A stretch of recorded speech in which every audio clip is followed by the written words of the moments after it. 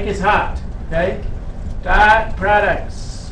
A dot product is a way to multiply vectors together that returns a scalar. It's a scalar, which means it's just a number, okay? Like 7 or 27 or -3 or something like that. So a dot product is it's something that's used a lot in finding forces on tensions and vectors and stuff like that. And it's one way to multiply vectors together. It's used a lot in physics, okay? And it's a certain operation, and it gives you a scalar, which is a number. A cross product, which you'll learn later on, returns a vector. So a cross product, if you do the cross product of two vectors, it gives you another vector. But with the dot product, it just gives you a number, and it's very, very easy to calculate. So if u equals the vector u1 comma v1, u1 comma u2, sorry, u2, I like that, okay? And v is equal to v1 comma v2, where u and v are the components of those two vectors, then u dot v is equal to u1 times v1 plus u2 times v2. And that's all it is. All you have to do is multiply the x's together, the horizontal components, and multiply the vertical components together and add them together. That's it. u1 times v1, right? And u2 times v2. I'm sorry if that should look like a v2. All right? And so there's some properties that you got to know, and then we'll do a couple examples. So the first properties of dot products. Is the first one a U or a V? This? Yeah. That's a U. Okay. I should put a little. That doesn't look like a U. Let me try again. Okay, we'll make it a U. U1. Okay. Okay. So properties of dot products are that here's property 1. It's the commutative property that u dot v equals v dot u. In other words, it doesn't matter which order you compute the dot product in. Also, number 2 is if I dot something with the 0 vector, that's like, so this doesn't mean just 0, it means like 0i, 0j, meaning it's a vector, but both of the components are 0. 0 dot u or v, okay, is just equal to 0, which makes sense because you're multiplying 0 times something, and then you're multiplying 0 times something else. Okay? The next property is that there's only 5 properties, so don't worry too much. It's just like the distributive property, u dot v plus w is equal to u dot v, u dot v plus u dot w, okay? Which means that all 3 of these things are vectors. So vector, vector, vector. So if I did this, I would get out a scalar, okay, meaning a number. I wouldn't get out a vector, I'd get out a scalar. Do you understand that? Because this is a vector in itself, and then I'm dotting that with another vector, so I get out a number. In some cases, you actually get out a vector, which we'll talk about with an example in a second. Okay, so for v dot v, you could go through and prove this very quickly. But v dot v is equal to the magnitude of v squared, or in other words, the square root of the square. Okay. So in other words, another way to write that, it's the square root of v1 squared plus v2 squared. But you know what I mean? It's the first, it's the x component squared plus the y component square root of that, and what it does is it takes the square root of it, right? So that's just equal to v1 squared plus v2 squared, which will, okay. And the last property says that C, where C is a constant, this is a constant, C times U dot V is equal to CU, go CU, dot V. So CU, you didn't know this, but CU is actually a vector because C times U gives you a vector, which is also equal to U dot CV. So what this means is if I take a constant and I multiply it by the dot product, I could have taken that constant and multiplied it by one vector first and then taken the dot product, or I could have taken that C and multiplied it by the second vector and then taken the dot product. Okay? Got it? Okay.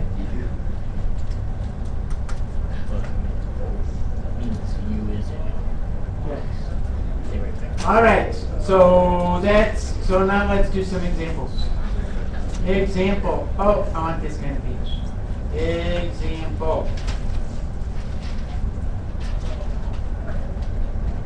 I think I write better with line pages, don't you? Yes. Say yes.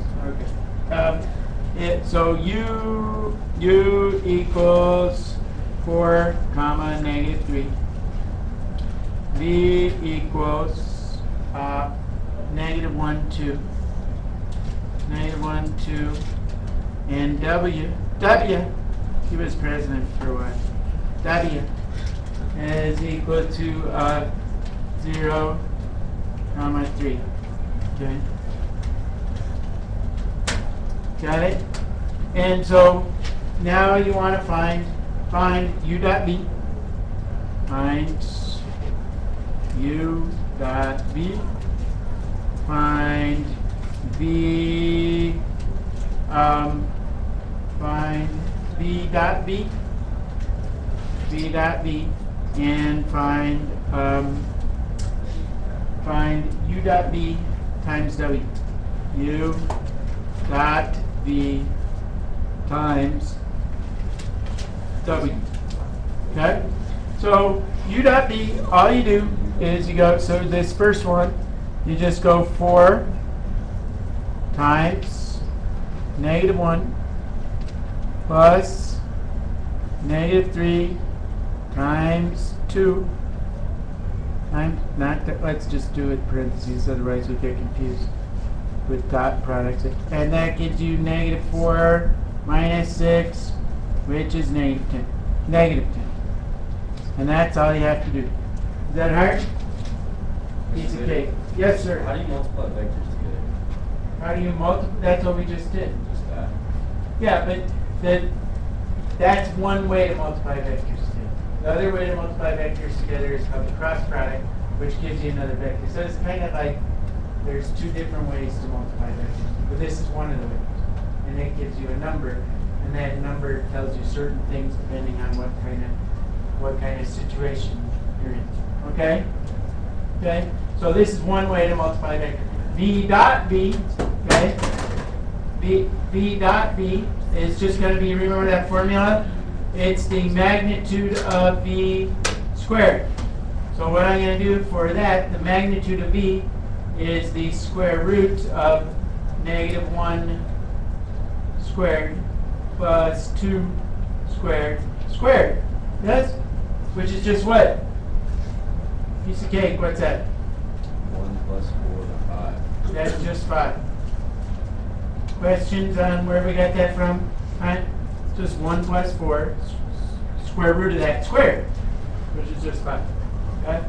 And then U dot V times W. So U dot V we already know from this one, right? U dot V times W is going to look like negative 10 times the vector 0, 3, right? which is a vector. So here you're not getting a scalar quantity. Oops, you're getting another vector, which is the vector negative 10 times 0, which is 0, and negative 10 times 3, which is negative 30. Okay? So you understand how that's different than a dot product? Because here it's not u dot v dot w, it's u dot v times w. And times you can multiply a vector times a scalar quantity. So that's how that works. Questions? No? Okay. So that's all there is. That's not all there is. I'm sorry. There's more. Then there's this idea of the angle between two vectors. And angle between two vectors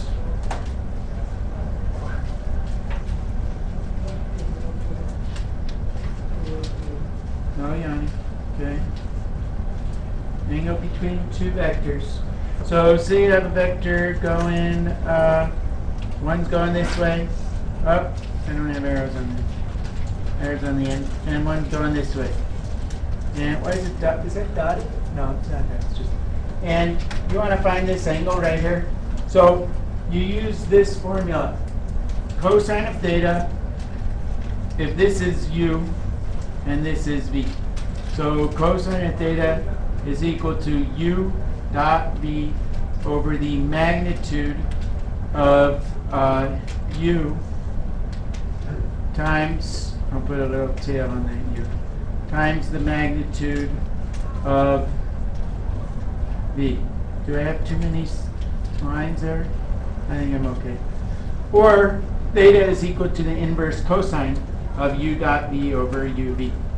So, for example, given u, and that angle theta is always between,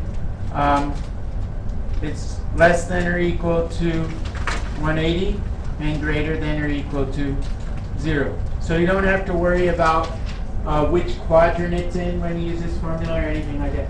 And this just comes directly out of the law of cosines, okay? If you want to look at the derivation, it's in your book, but we're not going to do it, okay? So u is equal to negative 2, 3, and v is equal to 1, negative 5. 1, negative 5. Find the angle between the vectors. Find the angle between them. Angle between u and v. So all you do is you just plug and chug into this formula. So you know that cosine theta is equal to u dot v, which is negative 2 times 1 plus 3 times negative 5 over the magnitude of u, which in this case, what's the magnitude of u?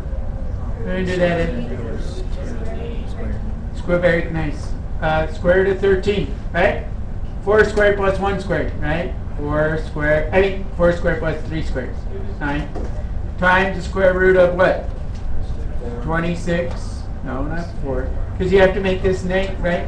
Wouldn't it be 6 squared plus 3 squared? 4 squared. 4 squared plus 3 squared. Yeah, it is. 3 squared is 9. I meant 2 squared. I said 4, but 2 squared plus 3 squared is 9. Oh, okay. Yeah. And then 1 squared plus 5 squared gives you 26. And you simplify this to get negative 17 over whatever that is, square root of 13 over square root of 26. And notice that this is a negative number, okay? And that's kind of important because if it's a negative number, what kind of angles have its cosine is negative? Cosine bigger than 90, right, in the second quadrant, right? So we know already that this is going to be an obtuse angle, right? And that would make sense if you kind of look at the picture. If this were back 2 and up 3, and this were over 1 and down 5, well, if I were to draw it, back 2 and up 3, maybe starting here it goes something like that, and then over 1 and down 5, it would look something like that. So I think what we're finding is this angle in there, right? Which is an obtuse angle. So it helps sometimes to draw a picture to see if your answer makes sense. And then you just take the inverse cosine of that on your calculator. Inverse cosine of negative 17 over square root of 13 times square root of 26. And that gives you out about 100 and something degrees. 157.6 degrees. 157.6 degrees. So now you could find the angle between any two vectors, or the angles between the sides of a triangle. Okay? And if you know their vector, if you know their coordinates. Okay? Next, these are kind of extensions of this idea. If u dot v, so I could change this formula such that I could multiply through by the magnitude of u times the magnitude of v times the cosine of theta equals u dot v. So what if u dot v equals 0? What does that mean over here on the left side? 90 degrees. Very good. Why? You're right. Okay. If u dot v is equal to 0, if this side is equal to 0, that means that something over here has to be equal to 0, right? Either one of these vectors is 0, right? Or the angle between, or the cosine of theta is 0. When is cosine of theta equal to 0? When that angle is 90 degrees. So if u dot v equals 0, vectors are, if one of them isn't the 0 vector, vectors are, they call it, to be mathematically fancy, orthogonal. Orthogonal. Okay? That means at 90 degrees to each other. Okay? One more. Hey. Stop throwing things at me. Are you throwing things at me? No. Okay. Furthermore, if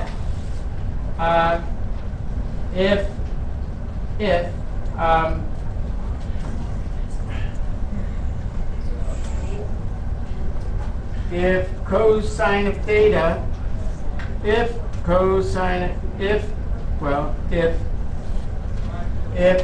u dot v over the magnitude of u times the magnitude of v is equal to 1 or negative 1, then what has to be true about those vectors? When is cosine equal to 1 or negative 1? 0 or 180. So that means that the vectors would have to be what? If the angle between those vectors is 0 or 180, what would have to be true about those vectors? There's no angle. They're either equivalent or going in opposite directions, or they're parallel, right? Parallel, because they don't have to be in exactly the same place, right? So if one vector is going this way and another's going this way, and you want to know the angle between those vectors, right? That means they're parallel. But if one's going this way, so they're either parallel or they're like opposites of each other or something like that. Okay? And I think that's it. Hallelujah. Okay? So your homework is, page 440, 440. There's a lot, but these are quick, I promise. 1 through 4, 8 through 42 even, 8 through 42 even. That's the longer part. 43 through 55 odd, which are kind of, and then 81, 82, and 83. And dot products, it take you like 30 seconds to do each dot product. Okay, and I'm signing out. And remember here, I have to tell another joke. Did I tell you my tension joke on this channel? Yes. Oh, while I was Well, now teaching? we're- Okay. Didn't you say one of these are odd?